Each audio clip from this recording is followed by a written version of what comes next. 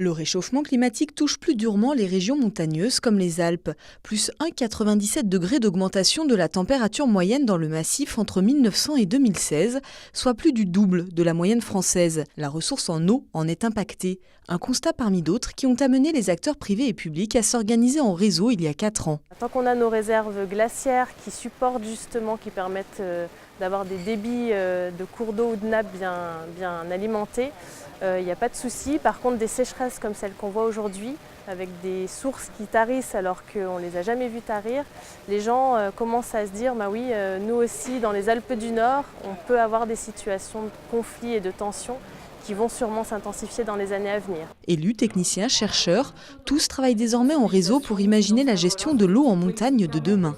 Les montagnards ont une responsabilité qu'on développe et qu'on avait bien affirmée en 2014, qui est d'un côté, dans un contexte de bien commun de l'eau et de changements climatiques et sociétaux, c'est de stocker, parce qu'on aura de moins en moins d'eau en stockage niveau glaciaire, c'est de stocker par tous les moyens, et puis c'est de ralentir les flux par les zones humides, par la forêt, par la renaturation, par la moindre imperméabilisation des sols qui accélère la descente de l'eau des montagnes.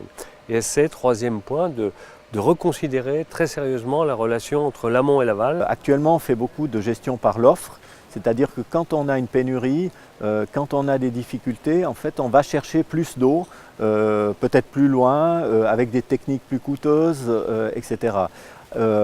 Alors qu'il vaudrait la peine de réfléchir à un passage vers une gestion par la demande qui vise à mieux utiliser l'eau qui est disponible, notamment au niveau organisationnel, au niveau de la répartition, par exemple des droits d'eau qui sont souvent assez difficiles à faire au niveau local.